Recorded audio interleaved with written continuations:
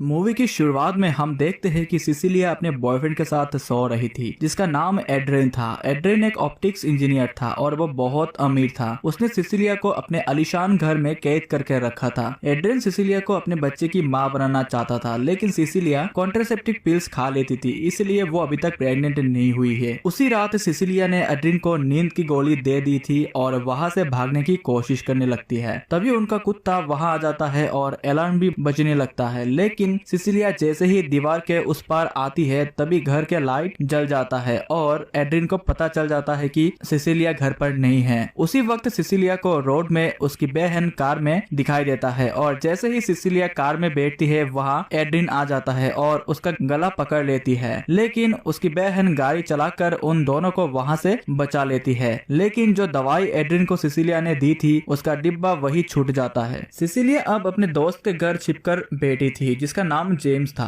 James एक detective है और वो अपने एक बेटी के साथ रहता था। सिसिलिया अब डर के कारण घर के बाहर भी नहीं निकलती है। 2 हफ्ते बाद उसकी बहन उसे बताती है कि एड्रिन ने सुसाइड कर ली है। ये सुनकर सिसिलिया बहुत हैरान हो जाती है और वो जेम्स और अपने बहन को सब बता देती है कि कैसे एड्रिन ने उसे कंट्रोल करके रखा था। एड्रिन के मौत के बाद सिसिलिया खुश रहने लगी थी। अगले दिन जेम्स सिसिलिया को एक लेटर देता है जो कि उसके नाम पे आया था और ये लेटर देखकर सिसिलिया हैरान हो जाती है क्योंकि सिसिलिया इस वक्त कहां पर है उसकी एड्रेस किसी को नहीं पता था। फिर हमें पता चलता है कि ये लेटर एड्रिन के भाई का है जो उसका वकील भी था। अगले दिन सिसिलिया और जेम्स एड्रिन के भाई के साथ मिलने जाते हैं। वहां उसे पता चलता है कि एड्रिन ने सिसिलिया के नाम पे $50 लाख और एक टैक्स फ्री प्रॉपर्टी छोड़ी है। उसके बाद सिसिलिया पेपर पर साइन करके अपने दोस्त के घर वापस जाती है। जेम्स की बेटी सिडनी को कॉलेज जाना था जिसकी फीस $10,000 पर मंथ थी। सिसिलिया कहती है कि वो उसका फीस भरेगी जिससे वो बहुत खुश हो जाती है। लेकिन अब सिसिलिया के साथ अजीब अजीब घटनाएं होने लगती है। जैसे जब एक दिन सिसिलिया बेटी होती है तभी उसे लगता है कि कोई उसके पीछे है, लेकिन जब वो पीछे मुड़ती है तब वहाँ कोई नहीं होता है। फिर एक दिन सिसिलिया खाना बना रही होती है तब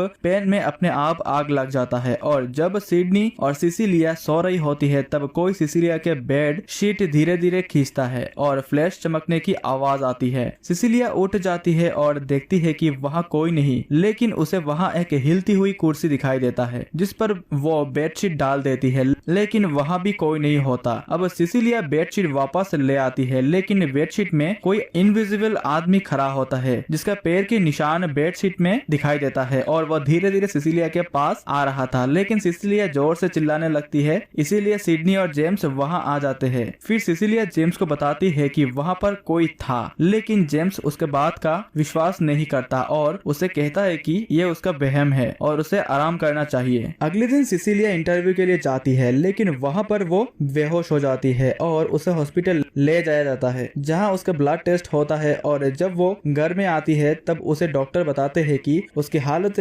डिजापेम दवाई लेने की वजह से हुआ है और डिजापेम वही दवाई थी जो उसने एड्रिन को उस रात दी थी। फिर उसे वही दवाई का डब्बा जेम्स के घर में दिखाई देता है जिसे देखकर वो परेशान हो जाती है क्योंकि वो डब्बा उसने एड्रिन के घर छोड़ आया था। फिर वो डब्बा कैसे यहाँ पर आ सकता है। अगले दिन सिसिलिया और जेम्स एड्रिन के भाई से मिलने जाते हैं। वहाँ सिसिलिया उसे बोलती है कि अभी भी एड्रिन जिंदा है क्योंकि वो एक ऑप्टिक इंजीनियर है और उसने किसी तरह से इनविजिबल होने की खोज कर ली है, लेकिन उसके बाद पर कोई विश्वास नहीं करता। इसके बाद सिसिलिया अपने बहन से मिलने जाती है लेकिन उसकी बहन उससे बातें करने से मना कर देती है क्योंकि वो कहती है कि जैसे बातें उसने उससे ईमेल में किया था उसके कारण वो उससे कभी बातें नहीं करेगी। और जब सिसिलिया घर आकर अपने मेल चेक करता है तो देखती है कि किसी ने उसके मेल के थ्रू उसकी बहन को बहुत बुरा वाला कहा है और ये सबसे परेशान होकर सिसिलिया रोने लगती है। तभी वहाँ सिडनी आ जाती है और उसे मनाने लगती है, लेकिन उसे कोई थप्पड़ मार देता है क्योंकि वहाँ सिसिलिया के अलावा और कोई नहीं दिखता। तो वो सोचती है कि उसी ने ही थप्पड़ मारा है। सिडनी बहुत डर जाती है और अपने डैड को बुलाती है। जेम्स ये देखकर बहुत गुस्से में जाता है और सिसिलिया से कहता है कि वो उसकी बेटी से दूर रहे और जितनी जल्दी हो सके इस घर से चले जाए और फिर वो दोनों वहाँ से चले जाते हैं। अब सिसिलिया पूरी तरीके से जान जाती है कि एड्रिन जिंदा है पर किसी तरह से इनविजिबल है। वो उससे बात करने का ट्राई करती है लेकिन एड्रिन सामने नहीं आता। फिर वो एड्रिन को कॉल करती है तो उसे उसका फोन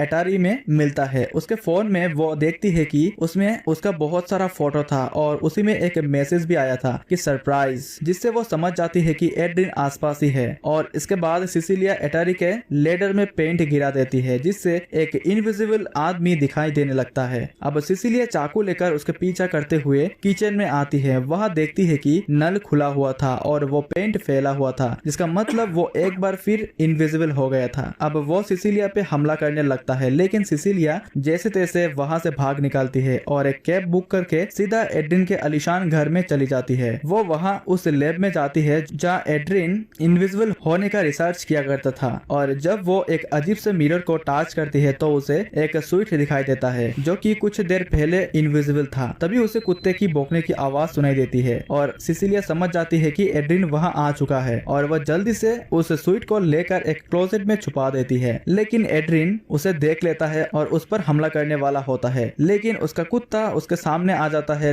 जिससे सिसिलिया को भागने का मौका मिल जाता है और सिसिलिया वहां से निकलकर अपने बहन को कॉल करती है और रेस्टोरेंट में मिलने को बुलाती है। सिसिलिया अपने बहन को बताती है कि वो ईमेल उसने नहीं भेजा था बल्कि एड्रिन ने भेजा था। सिसिलिया उसे एड्रिन की सच्चाई बता देती है। तभी कोई इनविजिबल आदमी उसके बहन का गला काट काट चाकू सिसिलिया के हाथ में फेंक देता है। वहाँ बैठे हुए सब लोग सोचते हैं कि वो खून सिसिलिया ने ही किया है और वो पागल हो चुकी है, इसीलिए उसे हॉस्पिटल में भेज दिया जाता है। वहाँ सिसिलिया सबको चिल्लाकर बताती है कि एड्रिन अभी जिंदा है, लेकिन उसे बेहोशी की इंजेक्शन देते हुए बेहोश कर देते हैं और बेहोश होने से पहले ही सिसिलिया के कान में कोई कहता है कि सरप्राइज, और वो जान जाती है कि एड्रिन वही है। इसके बाद जब उसे होश आती है तो उसे पता चलती है कि वो प्रेग्नेंट है, जिसे सुनकर वो हैरान हो जाती है क्योंकि जब वो एड्रिन के साथ रहती थी तब कॉन्ट्रासेप्टिव पिल्स लिया करती थी। इसके बाद वहाँ उसे उसका दोस्त जेम्स मिलने आता है और वो उसे कहता है कि उसे सिसिलिया को अकेला नहीं छोड़ना चाहिए था। फिर सिसिलिया उसे बताती है कि ये सब के पीछे एड्रिन का ही हाथ है और वो इसे साबित कर सकती है, लेकिन वो अभी यहाँ पर कुछ नहीं कर सकती क्योंकि एड्रिन अभी भी वहाँ पर है। इसके बाद उससे मिलने एड्रिन का भाई आता है और उसे बताता है कि अब वो एक अपराधी है, इसीलिए उसे जो $50 लाख मिलने वाले थे वो अब नहीं मिल सकते, लेकिन अगर वो एड्रिन के बच्चे को जन्म देती है और एड्रिन के पास वापस आती है तो उसे सारे अपराधों से मुक्त कर दिया जाएगा। एड्रिन जानता था कि सिसिलिया कॉन्ट्रासेप्टिव पिल्स लेती थी, इसीलिए उसने दवाई बदल दी थी। अब हमें पता चलता है कि एड्रिन का भाई भी एड्रिन के साथ मिला है, लेकिन सिसिलिया उसे कहती है कि वो एड्रिन के पास कभी नहीं जाएगी क्योंकि उसने उसकी बहन का खून कर दिया है। इस पर एड्रिन का भाई उसे कहता है कि वो इस बारे में अच्छे से सोचकर उसे बताए, वो 3 दिन बाद फिर लौटेगा। इसी पल सिसिलिया उसके भाई का पेन चुरा लेती है और वहाँ से चली जाती है। सिसिलिया उस रात उस पेन से अपना हाथ काटने लगती है, लेकिन एड्रिन वहाँ आ जाता है और उसे रोकता है। सिसिलिया उससे कहती है कि वो जानती थी कि एड्रिन वहाँ उसे रोकने आएगा और वो उसी पेन से एड्रिन पर हमला कर देती है, जिससे एड्रिन का स्विच कभी दिखने और कभी गायब होने लगता है। तभी वहाँ सिक्योरिटी गार्ड भी आ जाते हैं और वो देखते हैं कि वहाँ एक आधा इनविजिबल आदमी खड़ा है और एड्रिन वहाँ के सारे गार्ड्स को मार देता है और दूसरी तरफ सिसिलिया एक गन लेकर वहाँ से बचकर निकल जाती है, लेकिन एड्रिन उसे बाहर ही पकड़ लेता है और उसे कहता है कि अगर सिसिलिया उसकी बात नहीं मानेगी तो वो उसके सारे प्यार करने वाले रिश्तेदारों को मार देगा। ऐसे कहकर वो सिडनी को मारने जाता है, लेकिन सिसिलिया उसे रोकती है। फिर भी एड्रिन वहाँ से जेम्स के घर चला जाता है और सिडनी को मारने की कोशिश करता है। जेम्स उसे रोकने की कोशिश करता है, लेकिन वो उसका मुकाबला नहीं कर पाता क्योंकि